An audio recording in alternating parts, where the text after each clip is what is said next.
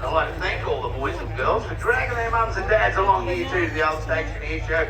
We look to our right, same colour, different era and different plane. I'll let you listen to the Yak-Fifty-Two.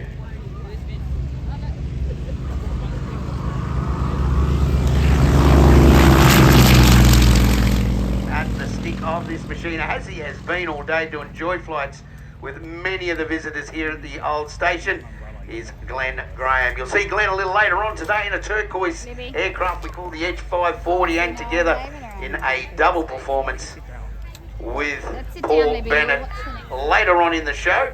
But that Yak-Fifty-Two for many a year was the go-to aircraft in competitive aerobatics. Now Glenn's just climbing up to the dizzy heights where he'll start his display, ratcheting himself in. They all got a little ratchets down beside their seatbelt after they take off, and as they climb up they get themselves nice and easy into that seat because the G-forces that they pull, insane. Now this is a beautiful example of the Soviet trainer, and they first flew in 1976 and to still in production today out of the Aerostar factory. We got smoke on, and here comes Glenn Graham and the Yak-Fifty-Two.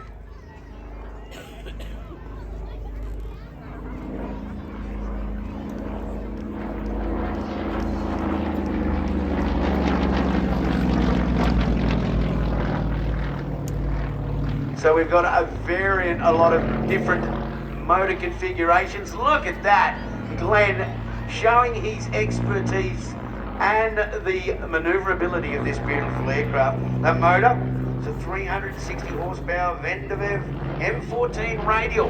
So that's what I was just announcing, the different types of engine configurations, and this is your Radial, folks. You've got to love the sound of the Radial. Nice clean loop there by Glenn, and a national champion in his class and state champions in aerobatics. Started at a very young age, did Glenn. I'll tell you a little bit more about that later. But you'll see a few unique features of this aircraft. The undercarriage and the wheels, you'll see, have been tucked up, but they're still visible. And this was a trainer in the Soviets. And the reason why those wheels are like that is that as we train, we do make mistakes.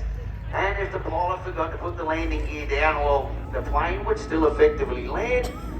Back at that time, would snap the wooden prop, and not too much damage to the fuselage, and they were easily repaired to get back up in the air.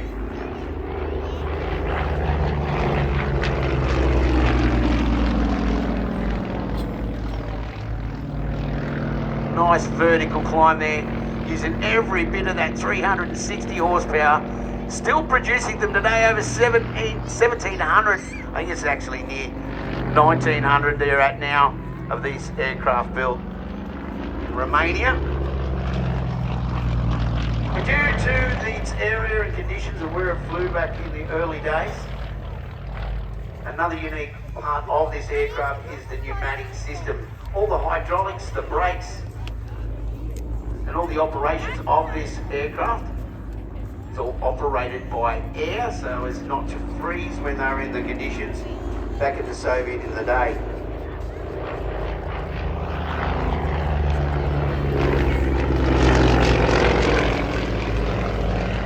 Nice 4-point hesitation roll, bit of gentleman's aerobatics, nice and low as well. Our pilots are Paul Bennet Airshows.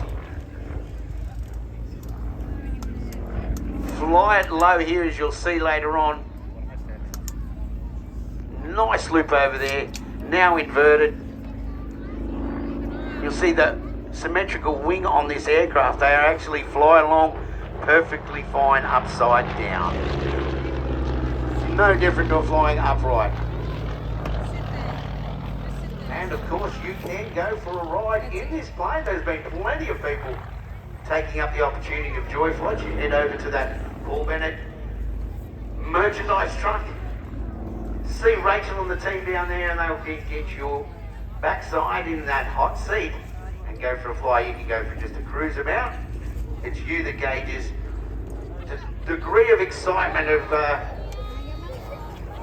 how hard and high you want to go. Nice 8-point roll there. What a great spot for an air show. The topography of the area really does give a sense of these planes are inches from the ground. And of course, if you are from afar, we joy flights, I think they'll pop it through this afternoon and tomorrow. We're normally situated up down at Paul's establishment down in the Hunter Valley, whereas there's any day of the week Glenn can take you for a ride in the Yak-Fifty-Two.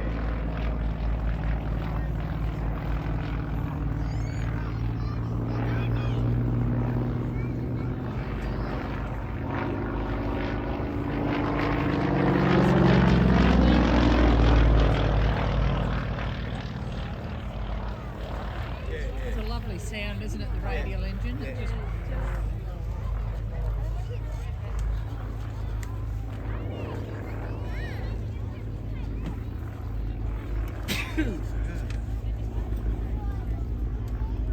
So if you are lucky to go for a joyride in this aircraft, you will hear that pneumatic system work as it makes its way along the airstrip and getting ready to take off.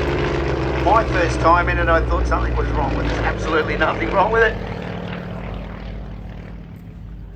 And a big shout out to Tim G-Lock, doing all the maintenance on Paul Bennet aircraft, and he does have a shed full of them, so they keep him very, very busy.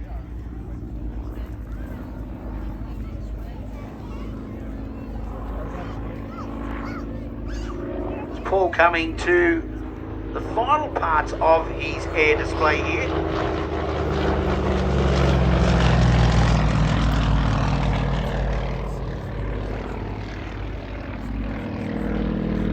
As he comes through, look at that, just absolutely throwing the Yak-Fifty-Two around. Very capable aircraft, still used to this day, still being built today,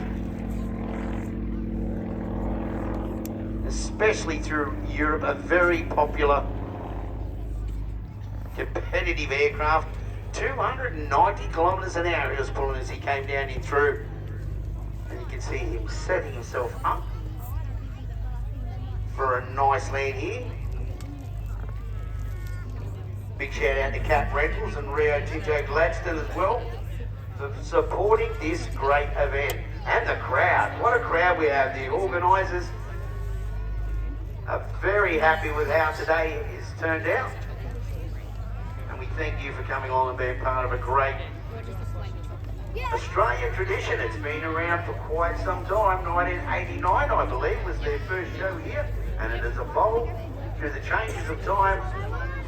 28th show this year, and we have a cracker, folks.